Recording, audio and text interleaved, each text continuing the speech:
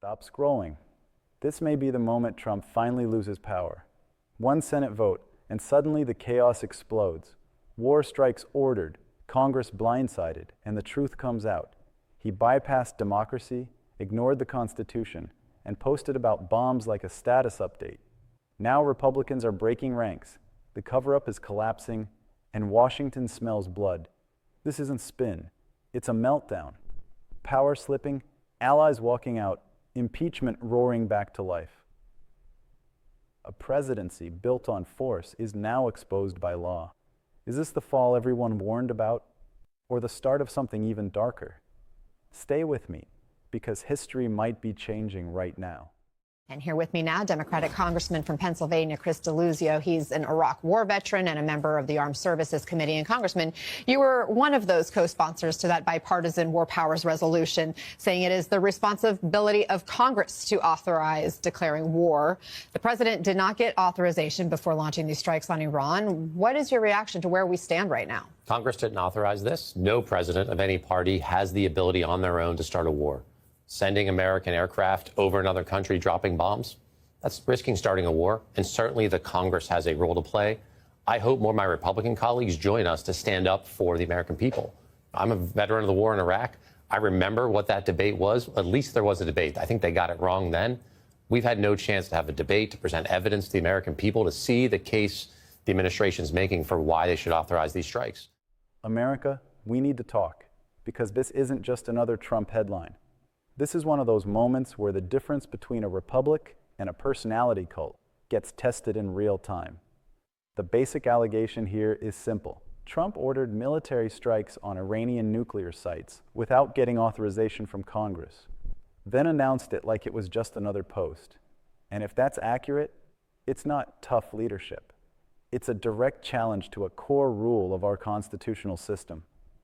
The power to take this country into war is not supposed to live inside one person's ego.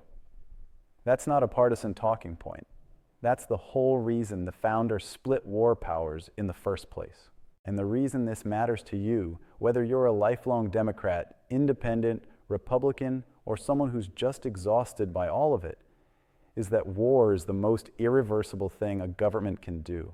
Lives don't come back. Trauma doesn't unhappen. Retaliation doesn't politely stop at the edge of a map. When a president starts moving bombs and troops without the people's representatives having any real say, that's how nations stumble into disasters that last decades. There are now formal calls to impeach the president. Democratic Congressman Al Green of Texas made the impassioned plea on the House floor last night, arguing that no one, not even the president, is above the law. I rise today, Mr. Speaker, to call for the impeachment of the President of the United States of America for obstruction of justice. I do not do this for political purposes, Mr. Speaker. I do this because I believe in the great ideals that this country stands for.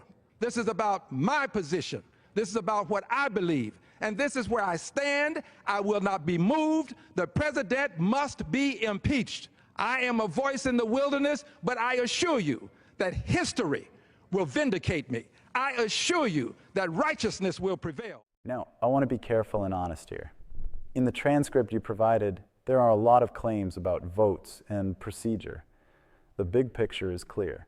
Congress got furious. War powers became the fight, and there were moves to push accountability.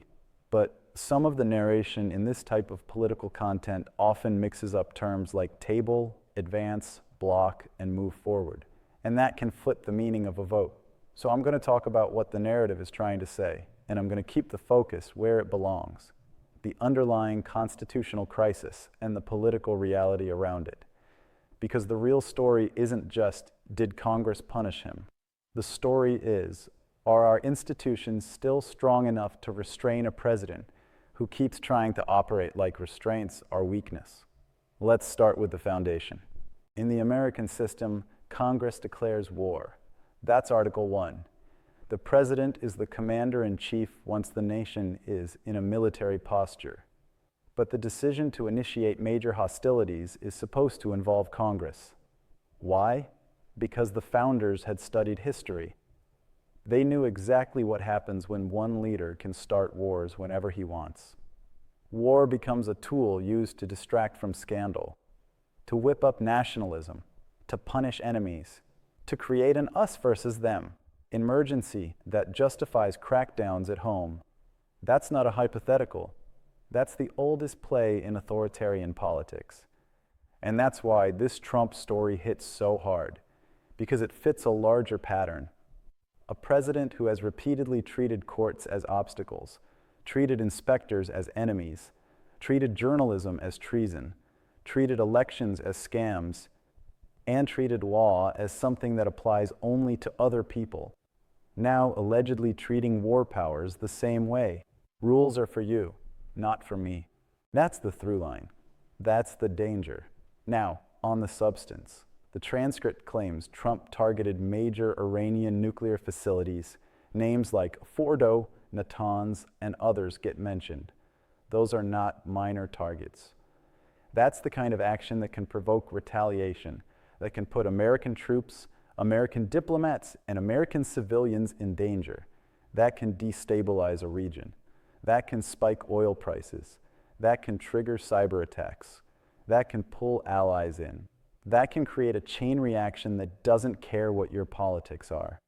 So when people say Congress should have a role, they're not doing a ceremonial constitutional lecture. They're trying to prevent the United States from being dragged into something enormous by one man's impulse. And here's the part that drives me crazy. If this were a Democratic president doing this, any Democratic president, Republicans would be on every camera screaming about the Constitution, screaming about tyranny, screaming about impeachment, and a lot of them would be right to do it. But with Trump, we've lived in this warped political reality where the standard changes depending on the person, not the principle. That's how democracies rot. So what did Congress do? According to your transcript, it describes immediate outrage, a push led by Congressman Al Green, and a dramatic attempt to force accountability through impeachment language focused on war powers. And then it describes a huge vote connected to tabling that measure. This is where viewers get whiplash, because tabling can be confusing in political coverage. In common English, table it can sound like, let's put it on the table and discuss it. But in U.S. House procedure, a vote to table is usually a vote to kill or shelve a measure, to set it aside. So depending on what exactly was voted on, tabling the resolution or tabling the motion to table, you can spin it two opposite ways. And that's not a small detail. That's the difference between Congress advanced impeachment and Congress shut it down. What matters for our purposes is the political truth underneath the procedural jargon. There was enough alarm to trigger an impeachment push fast. There was enough concern to force public debate. But there was also enough institutional cowardice or political calculation to stop short of the clearest possible consequence. And that tension is the story of Trump's entire career. Constant boundary testing met by inconsistent enforcement. He pushes. Institutions wobble. The public gets numb. Then he pushes again. Now let's talk about what that numbness does. Because the people who benefit from confusion are always the same. The ones who want power without accountability.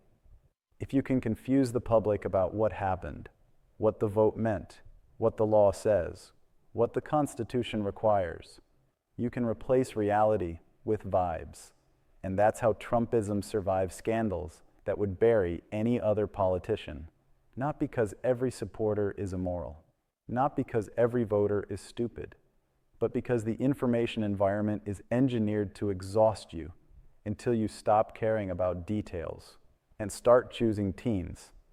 And once politics becomes teams, rule of law becomes optional. So I want to zoom out and make this about something bigger than Trump, but also very specifically about Trump. The war powers question is a litmus test. It forces lawmakers to choose between two futures. One future says presidents must justify major military action, must consult the people's representatives, must respect checks and balances, must accept oversight even when it's inconvenient. The other future says, as long as you're our guy, you can launch strikes, announce them however you want, and dare anyone to stop you. That second future is not democracy. It's not even a healthy republic. It's a slow drift into strongman rule where the only real check is whether the party in power is willing to discipline its own leader. And in the modern era, that willingness is evaporating. Now, here's what makes the Senate piece so important in this narrative. Your transcript describes a Senate vote tied to limiting or curbing the president's ability to continue military action without authorization. And it suggests that the Senate did not impose that curb. Again, I'm not going to pretend I have additional documents in front of me beyond what you provided, but the point stands. If Congress fails to reassert war powers after a major unilateral strike, then in practice you are teaching every future president the same lesson. Do it first, ask permission later. If there's backlash, call it patriotism. That lesson is corrosive, and people ask, okay, but isn't the president allowed to act in emergencies? Yes, there is a long history of presidents claiming emergency authority, claiming self-defense, claiming immediate necessity. That's why war powers debates are always messy. But that's also why transparency and oversight matter. If the administration has evidence that an imminent threat required immediate action, the country deserves to hear a real case. Not a social media post, not slogans, not performative bravado. A serious presidency doesn't treat war like content. And that's the point. Trump doesn't do serious unless it benefits him.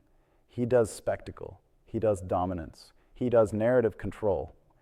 Even the way he communicates is a signal. He doesn't respect institutions as institutions. He sees them as stages. And when you govern like that, the danger is not only the policy outcome. The danger is that you train the country to accept governance as performance rather than accountability. Let's get concrete about the stakes for ordinary Americans, because I think Washington sometimes talks like this is a chess match. It's not. When presidents act unilaterally in ways that could expand conflict, the costs show up fast. Military families live with the anxiety of escalation. Troops face increased risk on deployments and bases. Diplomats and aid workers become targets. Markets react. Gas prices can jump, supply chains can tighten. Cybersecurity threats increase, and regular people suffer when hospitals, utilities, or financial systems get hit. And if conflict expands, it affects immigration patterns, global stability, and the security posture of U.S. allies. This isn't theoretical. This is a chain reaction world. So when Congress says, hold on, where's our authorization? That's not a nerdy complaint. That's Congress doing what it's supposed to do, force the country to slow down and prove the case. Now, let's talk about the politics of fate. Your title says, Trump's reign collapses as Senate vote irreversibly seals his fate. Here's the reality I want viewers to sit with. Trump's fate is rarely sealed by a single vote. It's sealed by accumulation, by a pattern that finally becomes undeniable, even to people who didn't want to see it. And in this story, the pattern is the point. Trump keeps trying to expand presidential power in ways that concentrate authority in himself. He keeps treating constitutional constraints as obstacles to bulldoze. He keeps pressuring institutions to either submit or be punished. The question isn't only whether one Senate vote harmed him. The question is whether this episode, war powers, unilateral strikes, congressional backlash, adds another crack to the coalition that props him up. Because authoritarian movements don't collapse when critics yell louder. They collapse when the coalition fractures. When the enablers decide that protecting the leader is more costly than enforcing the rules. So what would collapse look like here? It would look like lawmakers openly refusing to defend the indefensible. It would look like bipartisan insistence on oversight that can't be brushed off. It would look like Republican senators saying out loud, no, Congress matters. The Constitution matters more than our party. And it would look like the public refusing to be distracted by the show, and instead demanding evidence, legality, and accountability. That's what a pro-democracy response looks like. not hysteria, not vengeance. Structure, rules, process, consequences. Now, I know some people watching are going to say, but Democrats have supported military action too. Yes, there's a long bipartisan history of war powers creep. That's precisely why this moment matters. If you're serious about constitutional government, you don't defend overreach when it's your side and condemn it when it's the other side. You build a standard and you stick to it. And the standard should be major military action requires congressional authorization, absent a narrowly defined emergency, followed by immediate transparency and oversight. This is one of the few areas where principle actually protects everyone. Because if you give a president the power to act alone, you're not just empowering Trump, you're empowering whoever comes next. And if you're cheering that power now because you like the guy holding it, don't complain later when someone else uses it against your values. That's how constitutional erosion works. It's always sold as temporary, always framed as necessary, always justified by danger, and then it becomes normal. So let's deal with the disinformation layer, because it's unavoidable. Your transcript itself contains a moment where it says you can't trust mainstream media, and then pivots into promoting their outlet. That's a familiar move in the modern ecosystem. Discredit outside referees so your audience has nowhere to go but you. Sometimes mainstream media deserves criticism. Corporate incentives are real. Mistakes happen. Bias exists. But there's a difference between media criticism and media sabotage. Media sabotage is when you convince people that no source is credible except the one that profits from their loyalty. That creates a closed loop where false claims survive because there's no shared reality left to challenge them. And that is the oxygen of authoritarian politics. It's how you get people to accept alternative facts. It's how you get them to accept the law is whatever the leader says it is. It's how you get them to accept war is just a post. So a pro-democracy message here has to do two things at once. One, hold Trump accountable for the alleged act. Unilateral, war-making behavior that Congress says it did not authorize. Two, hold the information system accountable for how it frames votes and procedures in ways that can confuse people into thinking the opposite of what happened. Because when the public can't tell whether Congress advanced accountability or blocked it, democracy loses. Now let's talk about what Congress should do if it wants to protect its own constitutional role. First, demand briefings and evidence, immediate, detailed, classified where appropriate, but with a public-facing justification that isn't propaganda. Second, clarify the legal basis. What authority was claimed? What statute? What emergency rationale? What threat assessment? Third, reassert war powers. Pass a resolution that makes the authorization requirement unmistakable. And attach real enforcement mechanisms, funding limits, reporting requirements, time constraints. Fourth, if the president obstructs oversight, if the president lies to Congress, if the president continues military action in defiance of congressional authority, then yes, you talk about impeachment as a constitutional remedy, not a partisan weapon. And here's the key. The standard has to be consistent. It has to apply no matter who sits in the Oval Office. That's how you rebuild trust. Now, I want to address the emotional side because this isn't just civics class. It's fear. Many Americans are afraid of Iran's nuclear ambitions. Many Americans don't trust the Iranian government. Many Americans believe strong deterrence is necessary.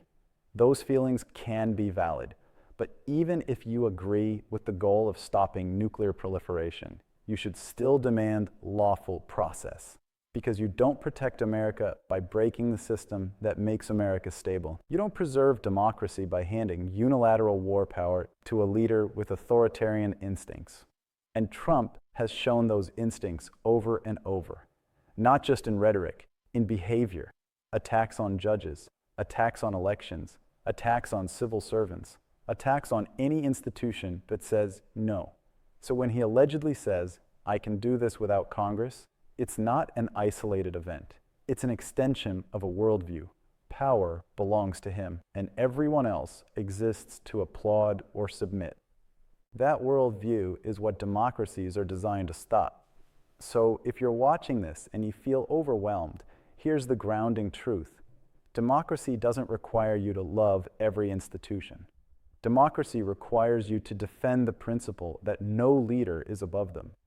The presidency is not a throne. The Constitution is not a suggestion. War is not a branding opportunity. And we cannot keep treating checks and balances like they're an optional upgrade. They're the core safety system. Now, where does this go? In the short term, you get a political fight. Hearings, resolutions, messaging wars, talking heads, spin. That's the modern American baseline. In the medium term, the real question becomes, does Congress reassert itself, or does it accept a new normal where presidents can act first and let legislators complain later? In the long term, the question becomes even bigger. Does the public reward accountability or reward the spectacle? Because the truth is, politicians learn from incentives. If voters reward rule of law behavior, lawmakers act braver. If voters reward our guy no matter what, lawmakers become followers.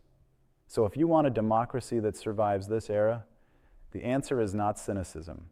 It's standards. It's consistency. It's refusing to let the country be governed by one person's impulses. And I'll close with this, because I want it to be patriotic, and I mean it. America isn't strong because we have the biggest military. America is strong because we built a system where power is accountable. That system is imperfect. It's frustrating, it's slow, but it's designed to keep us from becoming the very thing we claim to oppose. If Congress lets war power slip away, we don't just risk a foreign conflict, we risk a domestic transformation, where the presidency becomes a tool of unilateral force rather than constitutional leadership. We're not going to save this country by cheering for a man. We save it by defending the rules that protect everyone, especially when the man in power doesn't want them to. That's the moment we're in, and it's not a show, it's the Republic.